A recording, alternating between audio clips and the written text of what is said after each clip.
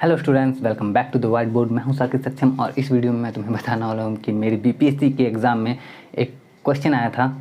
उसी क्वेश्चन को बताने वाला हूं क्योंकि ये क्वेश्चन क्लास 11 का था और मैं यहाँ पे क्लास 11 के ही रिलेटेड टॉपिक डिस्कस करता हूँ ज़्यादातर, तो उसी को वीडियो को मैं यहाँ पे बताना हूँ कि कैसा क्वेश्चन आया था और इस क्वेश्चन को कैसे इजीली सॉल्व किया जा सकता था।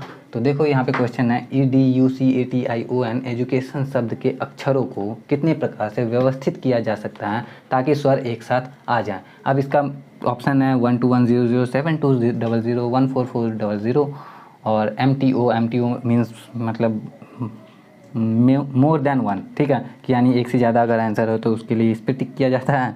और NOT मतलब नन ऑफ दिस, मतलब इसमें से कोई आंसर नहीं है तो इस पर टिक किया जाता है। इस तरह से है हमारा क्वेश्चन। अब इसको समझो कि क्या है भाई ये और कैसे होता है। तो अगर तुम 11th में पढ़ते हो तो ऑलरेडी इस पर तुम समझते होगे, लेकिन नहीं भी पढ़ते हो तो भी समझ लो कैसे ये वर्क करता है। अगर तुम्हें नहीं आता तुम सीख जाओगे, नो मैटर तुम किसी भी क्लास में पढ़ रहे हो, ठीक है। तो इस क्वेश्चन को सॉल्व करना सीख लो। सिंपल सा होता है कि स्टार्ट करते हैं शुरू से, ठीक है, छोटे से स्टार्ट करते हैं ताकि समझने में कोई दिक्कत ना हो। अगर मान लो कि तुम्हारे सामने लिखा हुआ एक अक्षर का कोई शब्द एक अक्षर का किसी का नाम नहीं होता। हाँ, जैसे पावर रेंजर्स SPD तुम में से किसी ने देखा था क्या? उसमें येलो रेंजर जो थी उसका नाम था जी, और जी का स्पेलिंग क्या था तो सिर्फ Z लिखा करती थी, ठीक है। तो अब उसका एक अक्षर का नाम है, मतलब मैंने जितने लोगों को अभी तक देखा है सबका कुछ एक से ज़्यादा होता है, उसका एक अक्षर का था बस जी, ठीक है। तो अब उसका नाम जी था और वो Z लिखती थी। अब इसको कितने अलग अलग तरीक़ों से तुम लिख सकते हो, तो Z को भाई Z ही लिखोगे और कुछ तो लिख नहीं सकते। तो इसके अक्षरों को चेंज करके कुछ नहीं बनता, तो Z का Z रहेगा। लेकिन अगर थोड़ा आगे बढ़ते हैं, जैसे किसी का 2 अक्षर का नाम हो, 2 अक्षर का नाम किसी का हो सकता है क्या? नाम छोड़ो, शब्द पे आते हैं। जैसे लिखा हुआ GO, गो।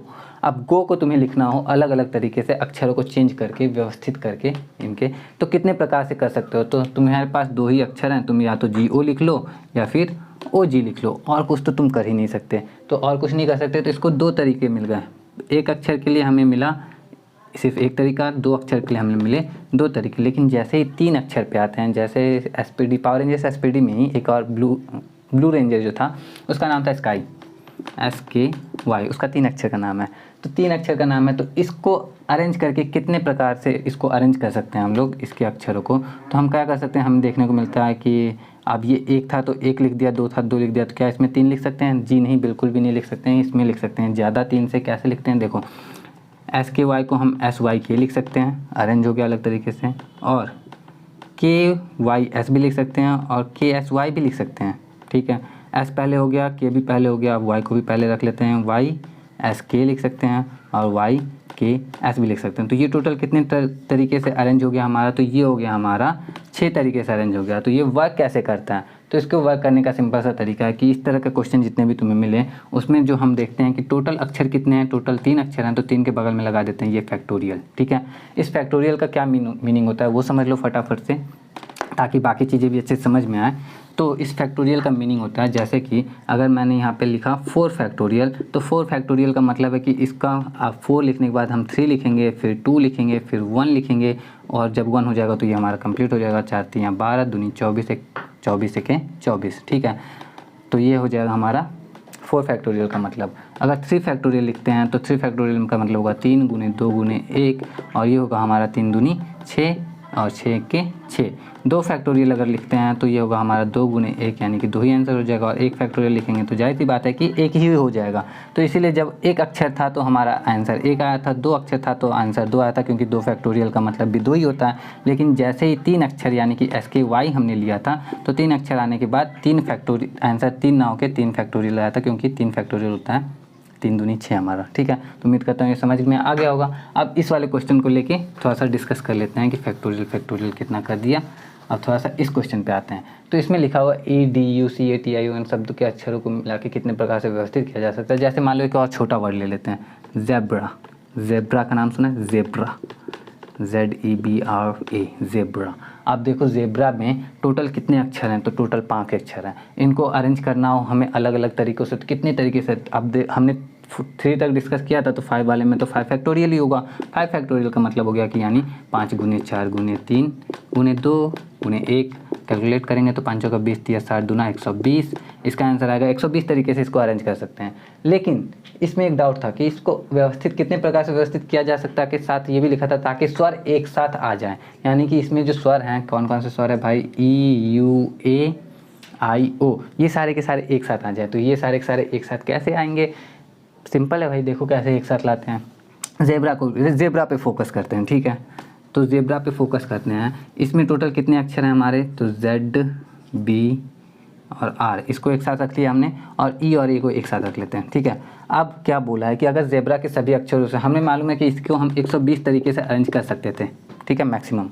लेकिन बोला कि दोनों स्वर एक साथ हो जाने चाहिए अगर, तो E और A को अगर एक साथ रखना हो तो कितने तरीके से अरेंज कर सकते हैं। देखो अब Z B R तो अपना इधर उधर अरेंज होते रहेंगे बार बार, लेकिन E और A के बीच में कोई आ नहीं सकता, ये दोनों तो एक ही साथ हमेशा रहेंगे, जब भी रहेंगे हम जिएंगे तो साथ, और ये दोनों जिएंगे तो साथ और मरेंगे तो साथ, ठीक है। नहीं, उन्होंने जीने मरने की कस्में खा ली हैं साथ में, तो ये दोनों एक साथ रहेंगे। तो इनको हम एक दूसरे से अलग नहीं कर सकते, क्योंकि छोड़ो यार, क्योंकि हम क्यों अलग करें किसी को, हमारा यही काम है क्या, हम क्वेश्चन पे फोकस करते हैं। तो अब ये टोटल हो गया 3 लेटर 3 अक्षर, लेकिन ये दोनों मिलके हो गए सिर्फ एक अक्षर। क्यों एक अक्षर, क्योंकि ये दोनों तो साथ में ही रहेंगे जब भी रहेंगे, तो ये दोनों एक अक्षर हो गए। तो 3 अक्षर और एक अक्षर, यानी कि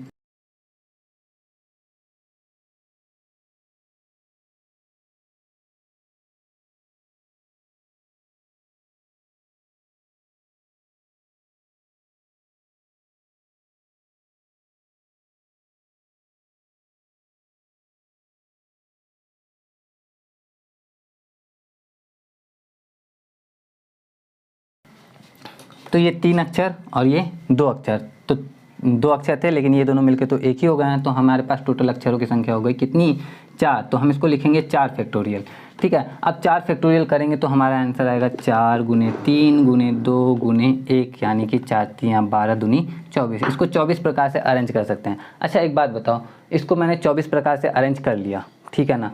24 प्रकार से अरेंज करने के बाद मुझे ध्यान आया कि इसको तो और भी तरीके से अरेंज किया जा सकता है। तो मन में आया भाई कैसे, अभी तो हमने सॉल्व किया कि 24 से ज़्यादा नहीं हो सकता, तो और कैसे। तो हमने ई ए लिखा है, अगर हम ई ए को ए ई कर दें, ई ए को क्या कर दें, ए ई कर दें, तो जितना 24 था 24 और बना सकते हैं। तो 24 दूना क्या हो गया, 48 हो गया। तो इसका मतलब है कि ये जो ई और ए है इसको कितने तरीके से अरेंज कर पाए हमने, तो इसको हमने 2 फैक्टोरियल तरीके से अरेंज किया, और सिर्फ 2 फैक्टोरियल तरीके से अरेंज होने की वजह से ये 24 का क्या हो गया भाई, तो 24 का 48 हो गया। तो अब जब हम इस तरह के क्वेश्चन को सॉल्व करेंगे तो क्या ध्यान देंगे कि 3 और ये मिलके 4 यूनिट हुई, तो 4 फैक्टोरियल तो लिखेंगे, लेकिन इसमें जो है 2 यूनिट है, और ये दोनों को तो आपस में भी अरेंज कर सकते हैं ना इधर उधर करके, तो इसके लिए इसमें 2 फैक्टोरियल से मल्टीप्लाई करेंगे, और इसका आंसर हमारा आएगा 4 गुने 3 गुने 2 गुने 1 गुने, और ये 2 वाला फैक्टोरियल तो 2 गुने 1। कैलकुलेट करेंगे 4 3 12 दूनी 24 दूना 48, इसका आंसर आएगा हमारा 48। तो जब ये वाला 48 आएगा तो ये वाला कितना आएगा, इसको भी देख लेते हैं। चलो फटाफट से देखते हैं और समझते हैं